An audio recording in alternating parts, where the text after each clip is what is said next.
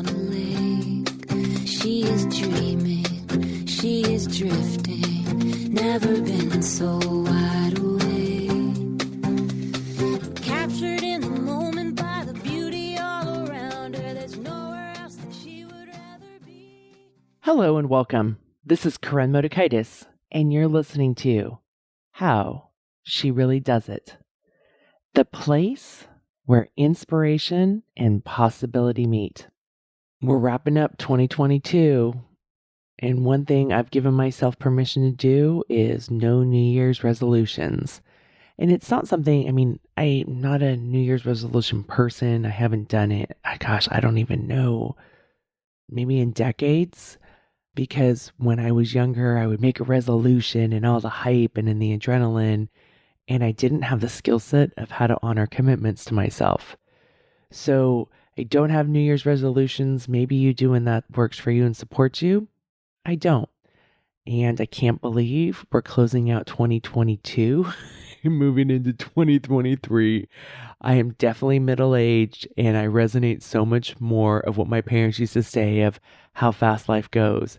I remember it's like 2008 when the economy was tanking with the whole mortgage banking scandals. And I remember Susie Orman told Oprah that we were going to get out of the recession in 2015. And I thought, 2015, that is a long time away.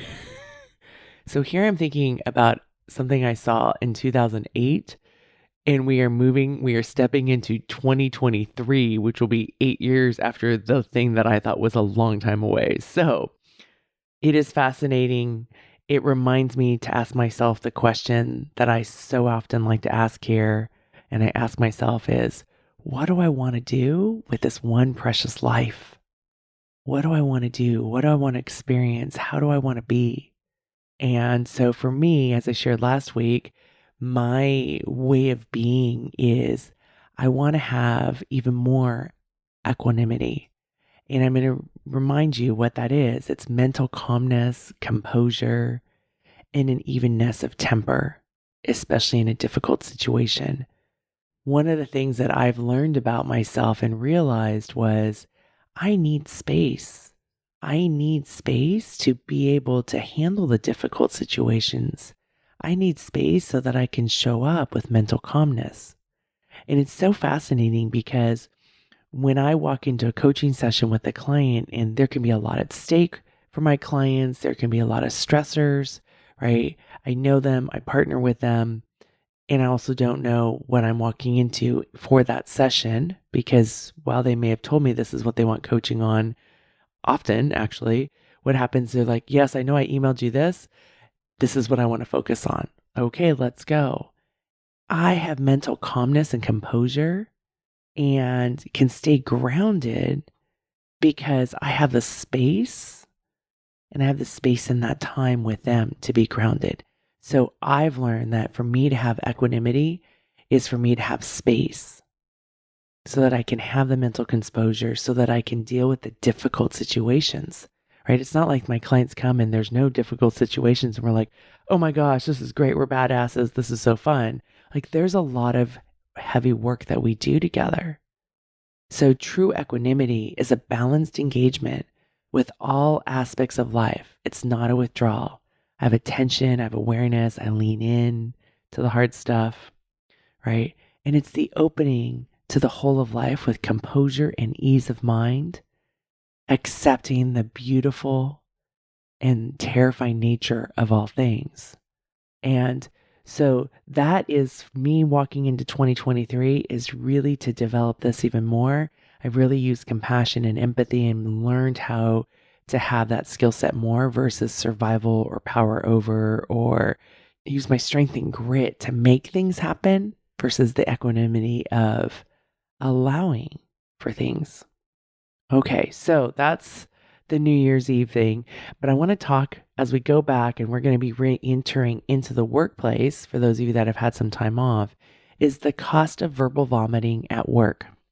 So I want to read you something that I wrote a while back. It's on the website and we'll post the link, but it's verbal vomit, right? So a long time ago, I came up with this concept for my clients and for myself, and it's verbal vomit. This was great for those of us who didn't use our voice, right? Like I think about the old me who went years keeping my thoughts inside of me because I didn't know. I was shy. I think I had learned that this lesson that there's something wrong with me. I was poor. I had brown heritage and skin that could kind of hide it in the whiteness of me. I lived on the wrong side of the tracks, but so I just didn't know how to use my voice. But the old me kept these thoughts inside of me, and I buried it so far deep down. I didn't know what I even thought. I didn't know my opinions. I was more interested in finding out other people's opinions because they had it right, because, I was the loser from Loser Street. I didn't speak because I was afraid others wouldn't like me if they knew the real me. And to get to know what I believed and hear my opinions, I created the strategy of verbal vomiting. This is where I gave myself permission to be a verbal processor. And so I could then let out the words, right? Without being politically correct, without making any sense, without a solution. The intent was to let it out. I became really good at this. And with any good thing, my friend, there is always a dark side. While I still do believe it's valuable to verbal vomit, there's a boundary to this strategy. One is you must use a container. Think about it. If you throw up, you don't throw up anywhere. More often, you'll try to make it a toilet, a bowl, a sink, etc. When you verbally vomit, use a container. This could be defined by an amount of time. Say 5 to 10 minutes is usually sufficient. 20 minutes max. Sometimes my clients want to spend their entire hour verbally vomiting. And the problem with that is that then there isn't time to focus on solving the problem. Yes, I know it's important to get it out, but it's also important because what we tend to do is repeat the same stories over and over. We're really good story funnelers. So yes, we want to get it out, but then use your time and energy to create solutions. Verbal vomiting is a great strategy to process what's inside of you. Just don't let it take over your focus. Let it out. Then move forward into creating the results that you want. So I wrote that and I've ad-libbed as I was reading it to you new things, right? Because I wrote this a long time ago based on a concept a long time ago. I think verbal vomit is really, really a good skill set. It's a good practice to have, especially if you're not aware and you've pushed things down. And most of us have been in survival. When we push things down, we've learned not to speak. And so we push it down. So verbal vomiting is important. But with anything, something that can be a valuable practice can also have a huge cost. There's a downside. So the cost of verbal vomiting is, especially at work, and I see this because I'm working with clients, they may come to me and get their verbal vomiting done, but they become the containers for so many others. So there's a cost of verbal vomiting. It takes up a lot of space at work. It drains the energy in the room. It sidetracks us on the focus of work. And here's something else. It can break trust because when you're verbally vomiting, all this stuff is coming out, right? The messiness of you, maybe your judgments, what you're thinking, the scary stories that are in your brain. You're unpacking a whole bunch of shit and you're verbally vomiting in the workplace. And you may be saying stuff that it may not really be the issue or what you really believe, but you need to get it out to then get to the issue, right? You may have all these judgments. And so then it breaks trust in your environment, right? So I'm not saying about being inauthentic, but when we verbal vomit, we must have containers. It's like that bowl that I talked about. You need to have that bowl, but who has earned the right to hear the story of your verbal vomit? Who is going to hold that space of not judgment, not using it to weaponize against you in the workplace? So there's a huge cost. There's a cost to the person that's holding the verbal vomit, and there can be a cost to the workplace itself. There's a lot of cost. So if you are the verbal vomiter, my invitation for you is start with being aware of what you're doing. Notice that you may be verbally vomiting or verbally dumping on others in your workplace. And when you notice this, notice without judgment, right? Notice. And it's really important that Brene Brown has a profound quote where it's a quote that I love to use is, own your story and love yourself. It's the bravest thing you can do, right? So if you are a verbal vomiter, be aware and own your story without judgment. And then notice, how do you feel afterwards? My hunch is you probably feel much better, right? You've gotten it out. It's like when you throw up, it's never fun to throw up, but then afterwards, it's like that pain you had in your tummy feels better. So you may feel better. You may feel a bit vulnerable because you realize like, oh, I just said a whole bunch of stuff and I don't even maybe remember what I said, or it wasn't the best of me that said it. So there may be some vulnerability, right? It's kind of like throwing up. It feels better, but you're also kind of wiped out and laying on the floor afterwards because you're also exhausted. Notice the impact your verbal vomit has on others. Are they kind of like, because remember that trust breaking that can happen? They may think, oh, you're not safe. If you're saying this about them, what do you say about me when I'm not in the room? And this is why there's a cost of verbal vomiting at the workplace, right? There is a cost. Notice the impact of your verbal vomit to the workplace. What's the energy that you bring? How does it ripple through the day? What's it like afterwards? Does it take up time? Does it distract you or others? And then now you guys are working later and then you're not going home. And then spouses or kids are really disappointed because you didn't make it to dinner or the soccer game or the swim practice, or you didn't drive the kids to where they needed to go. And the excuse is, well, we got really busy. But was it because you got really busy or because you took time to verbal vomit? And I'm a really good verbal vomiter. And before I had the skill set, and I remember thinking my old place when I was at the college, I would go from person to person to person in different departments or different parts on campus to verbally vomit about all the problems in the department and the toxicity. And I was just verbally vomiting, right? But I wasn't doing my work. I wasn't distracting. I was taking up other people's time and space. So I share this with you, not that like, oh, I've not done this and I am up in this pedestal. Like I have walked through all of this, right? And then I realized, oh, there's actually a better way that's less costly to myself and to others, and I can do better work, right? So there is a cost and there are solutions. So if you're a verbal vomiter, be aware of what you're doing. Notice how you feel afterwards. Notice the impact of verbal vomit to others. I've talked a lot about on the show being responsible for the energy you bring.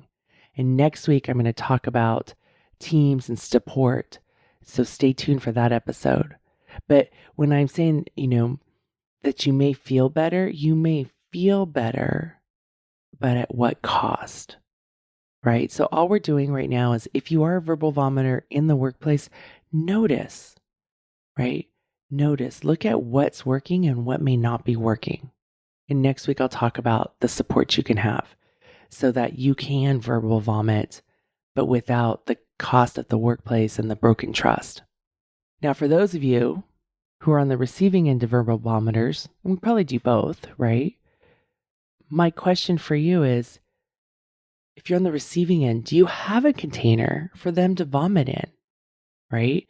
Or is it you just walking around or it just lands all over you? I mean, this is a constant problem, especially with returning back to work, right? Is that people can have access to you and they walk into your office, or maybe you're in a cubicle and they just vomit, right? They just poof, because there's so much stuff going on inside of them. Like life is challenging. Life is hard, right? We're all going through this life that has beautiful things and it has challenges, right? And so it can land all over us.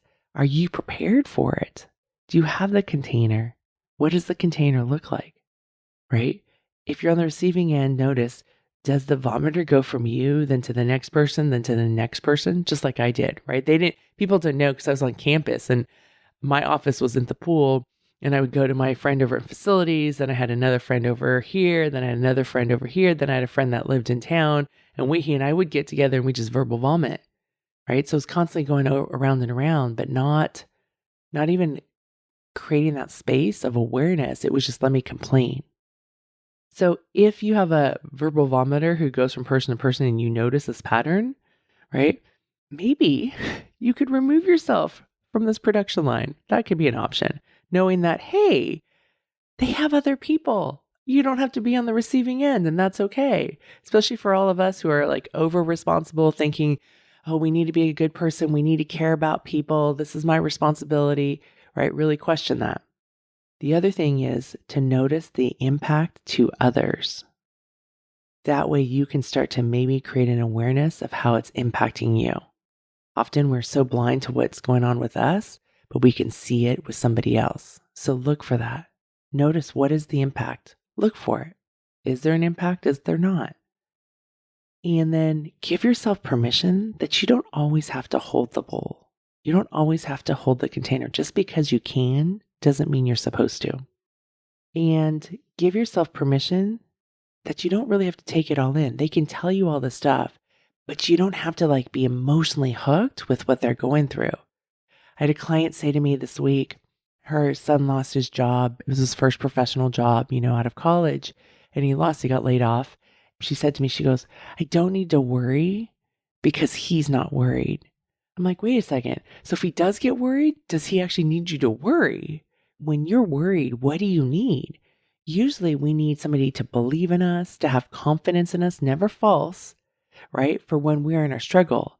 It's that saying of, struggling, stand with me for I am not. I believe it's by Hafiz, right? Like we don't need to get into that worry. So the thing is for you is you don't have to take in all of their emotions. You don't have to be on that emotional roller coaster, right?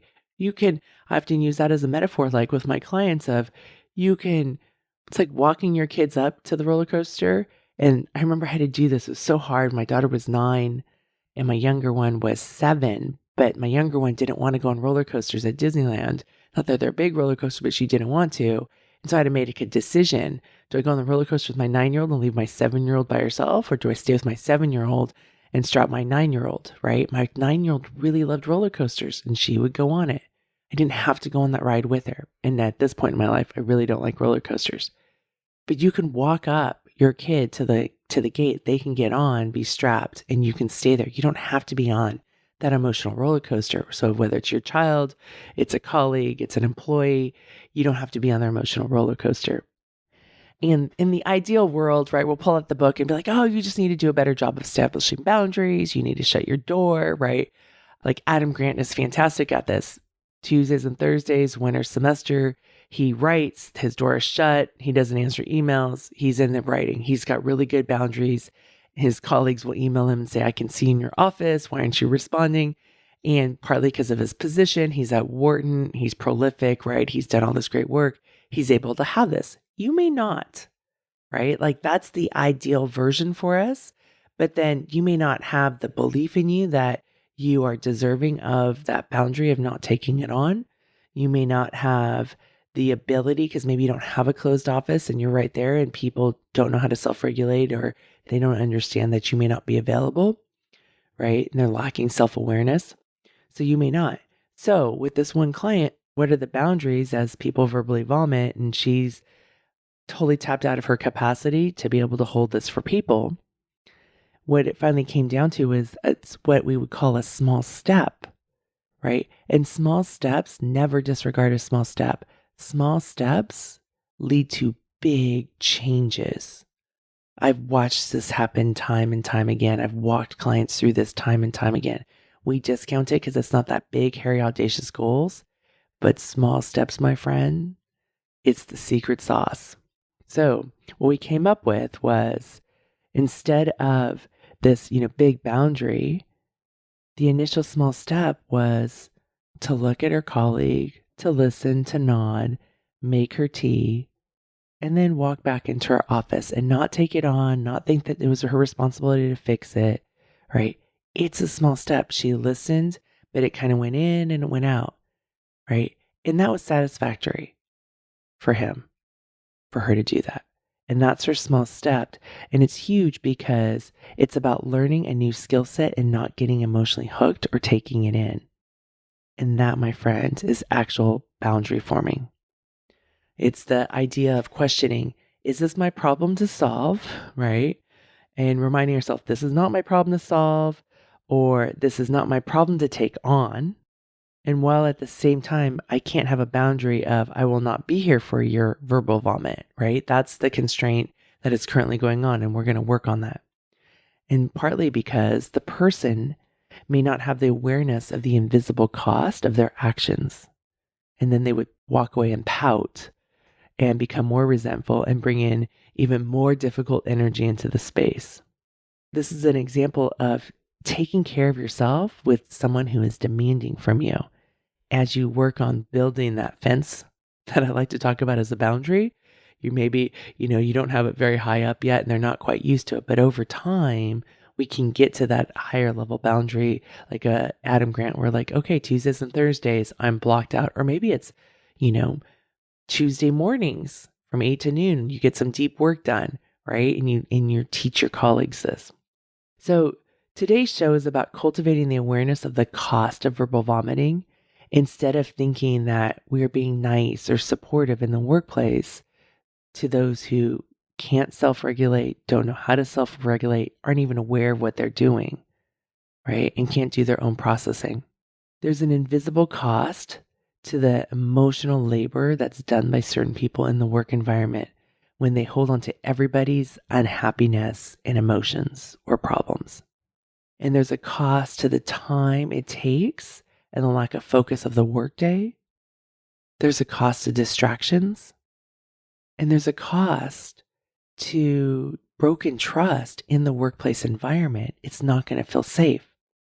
So yes, boundaries are important. And yes, we teach people how to treat us. And there's cultural programming that certain people are supposed to be there for us no matter what, if they really care, right? If they really have my back. That, my friend, is unreasonable and magical thinking. To start with creating a small boundary to take care of you around those verbal vomiters. And again, maybe it's nodding your head as you make your tea and then getting back to your office for a call or appointment you have scheduled. And yes, that's a small step that does lead to big changes.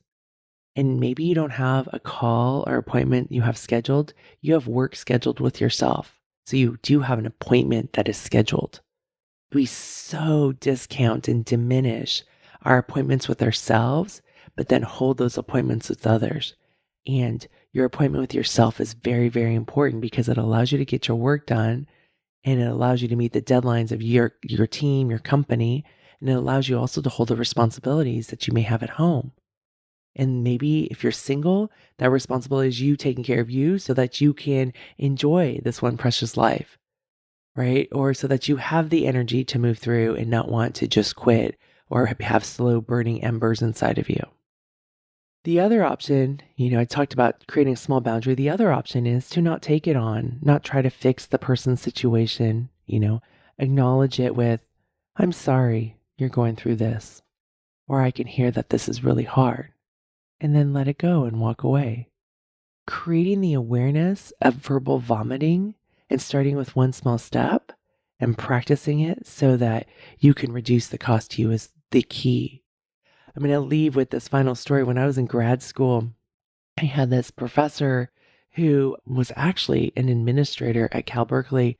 And he said this is probably the most valuable thing of my master's degree. Well, it's one of the most valuable things, but I remember because everybody always wanted to come to his office and talk. Like, do you have a minute? Do you have 5 minutes, right? I need to think something through. I need to do this. People always needed something from him. And so when they would come in, he would say, oh, I have 30 minutes. And then I've got my next appointment. Again, he didn't need to go into whether it was an appointment with himself. I came up with that concept. But he would tell them, he would build the container as they're walking in of how much space he could give them. And that was so fascinating. And yes, it takes courage and it takes clarity, and you're going to stumble through it at first. But to let people know what your capacity is, and then remember, it's going to be on you to continue to hold it. because in this survival world where we're trying to take or things aren't enough, people always try to move past your boundaries. So it's our job, our responsibility to hold it. So maybe you say, hey, I have 5 minutes, but then make sure that you honor that time and honor that commitment to yourself, because then that's going to be a small step in teaching people how to treat you. All right, my friend, next week I'm going to talk more about support. Today was about the cost of verbal vomiting and the things you can do. I'm smiling big for you. Hey there. Before we go, I have a question for you. Have you subscribed to the show yet? This is an awesome opportunity for you to preserve your brain juice. I love the fact that I can subscribe to podcasts and television shows, and they go straight to my iPhone or they go straight to my DVR, and then I don't have to worry of, oh no, especially with television shows.